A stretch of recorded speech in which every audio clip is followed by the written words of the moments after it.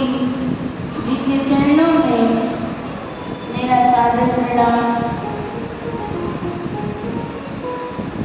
जहाँ जहाँ तक दूर दूर तक मेरी आवाज़ पहुँच रही वहाँ के विराजमान देवों के हृदय में विराजमान श्री गोविंद जी को मेरा सादर प्रणाम।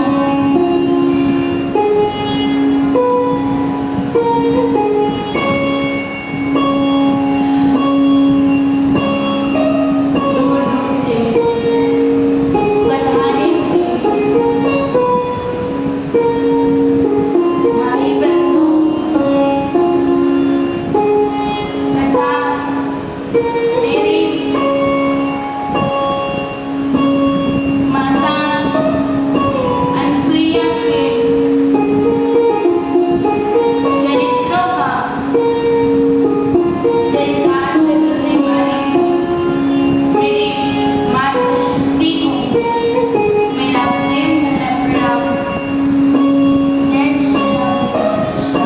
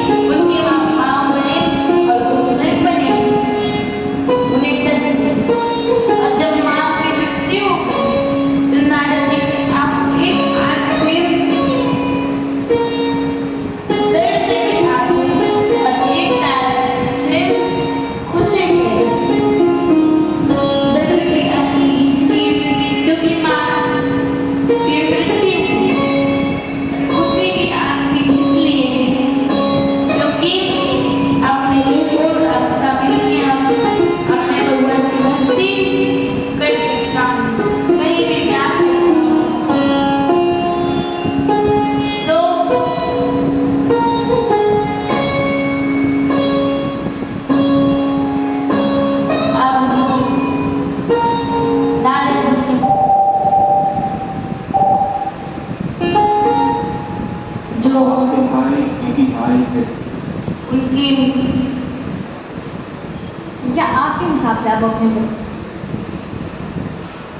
वो निकल गए एक जंगल में और वहीं पे सूरज के नीचे उन्होंने तपस्या की। तो भगवान की एक झलक देखी, फिर तपस्या करने लगे। तो आकाशवाणी हुई, अरे दुष्ट, जब मैंने तुम्हें एक झलक तो दिखाई, अब जब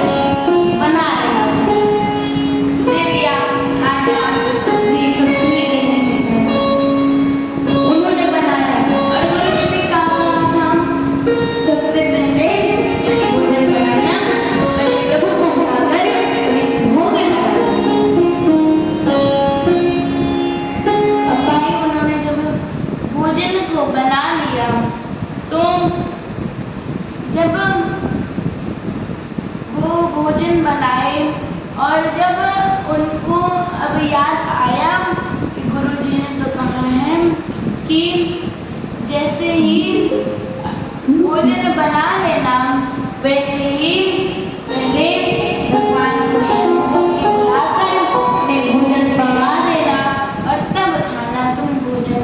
तो फिर उन्हें याद आया तो उन्होंने क्या किया कि तब उन्होंने थाली में सजाकर भोजन रखा। फिर प्रभु को बुलाने लगे, हे श्री राम, हे प्रभु आप आओ और मेरे बनाए हुए भोजन को पाओ तब मैं पाऊंगा। तो गुरुजी ने तो बस ये कहा ना भगवान को खवा देना। कैसे जैसे हम लगाते हैं ये गारंटी हो जाती है, पर वो आज से पहले कभी भगवान को उन्होंने लगाया नहीं। तो अब भाई उन्होंने गुरु का आज्ञा का पालन करते हुए भोजन नहीं खाया। और जब भगवान को पुकार रहे हैं, हे प्रभु आ जाओ, मुझे बहुत देर भूख लगी, आप जब तक नहीं पाओगे तब तक मैं नहीं पाऊंगा। प्रभु को बड़ा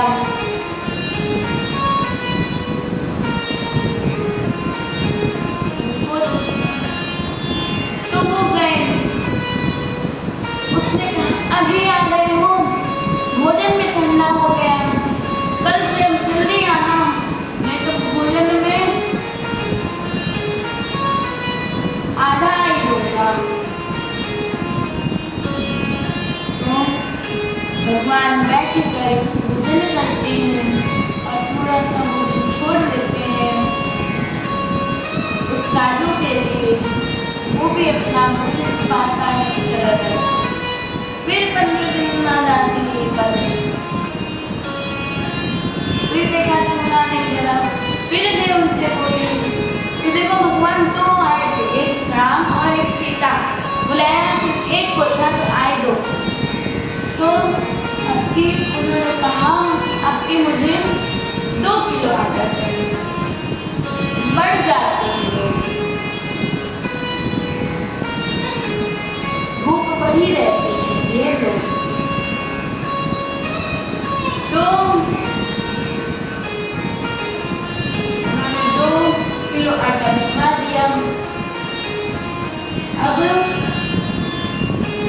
फिर बनाया, भोजन बनाया, फिर प्रभु को बुलाया तो कितने लोग आए, कौन कौन, राम सीता लक्ष्मण। वो मन में सोच रहे, एक को बुलाया तो 2 आए और 2 को बुलाया तो 3 आए, हम भी चला नहीं करेंगे कि खाना ही नहीं बनाएंगे, भोजन ही नहीं बनाएंगे, आएंगे लोग बनाएंगे तो हम भी खाएंगे। फिर जब बिना भोजन बनाए, दूसरे दिन बिना भोजन बनाए बैठ गया, प्रभु आओ भोजन का भोजन ग्रहण करो, आप खाओ। पूरा राम दरबार प्रकट हो गया। राम दरबार प्रकट हुआ तो देखो हम तो कहाँ साधु ने हम जानते, सीता जी आई, उनसे कहा सुनो चलो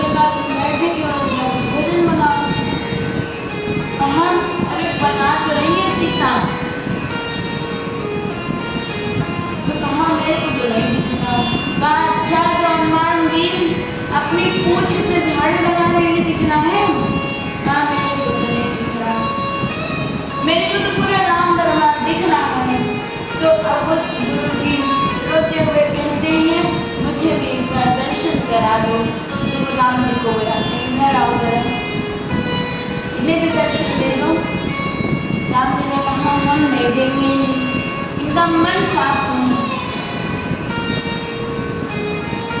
तो उन्होंने क्या, जिसका माल खाने आए हो ना, सब उन्हीं का माल थोड़ा मनाया, उसके बाद उन्हें भी दर्शन दिया। इसलिए निर्मल मन उस संत का निर्मल मन था, इसलिए उसे प्रभु के दर्शन मिले।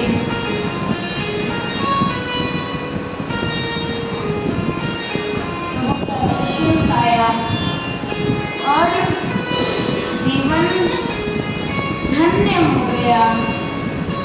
अगर महापुरुषों का सानिध्य लोगे, जीवन धन्य हो जाएगा।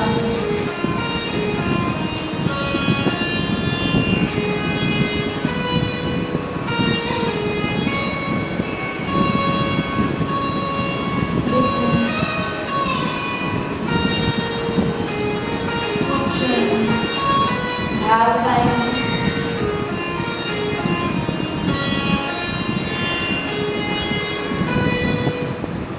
Dear parents, last chance. Join.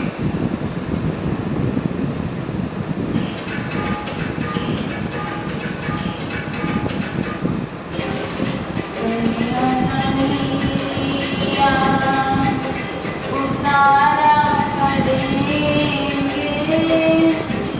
गाँव में ब्रज की, गुजारा करेंगे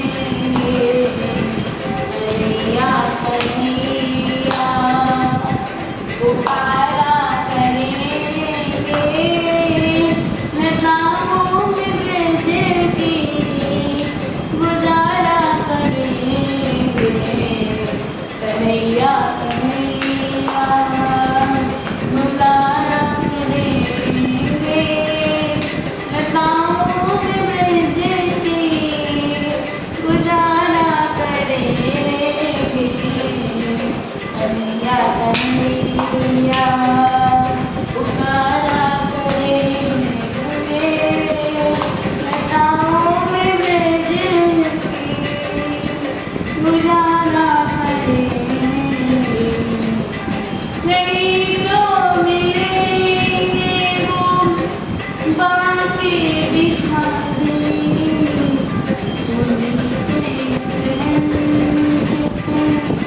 लगाया करेंगे कन्हैया कन्हैया, पुकारा करेंगे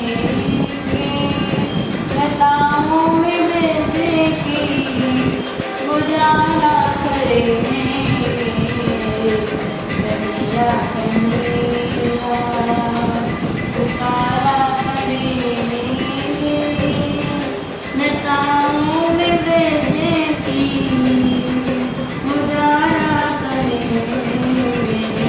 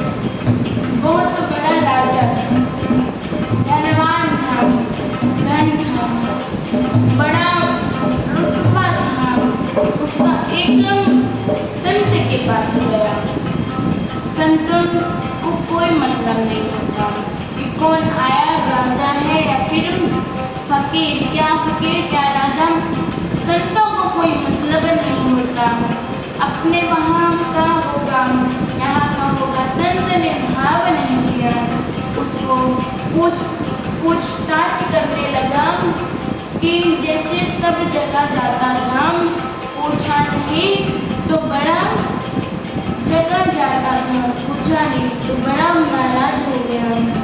गुस्से में नाराज होकर कहा, तुम जानते हो, आप जानते हो मैं कौन हूँ, मेरी कीमत कितनी है जानते हो? संत ने कहा, जानता हूँ, तुम्हारी कीमत सिर्फ 50 रुपए। बोले 50 रुपए की तुम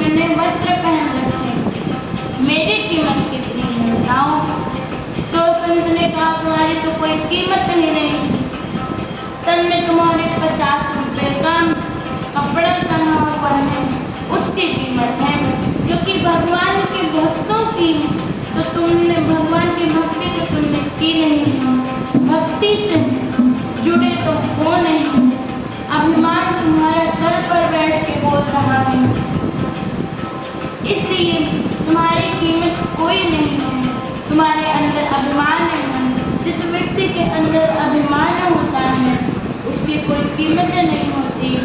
और जैसे कि हमने जब भागवत जी का महात्म्य का मंगलाचरण के बाद हमने सुना था कि अभिमान गिरी गुमान, कि अभिमान किस चीज का,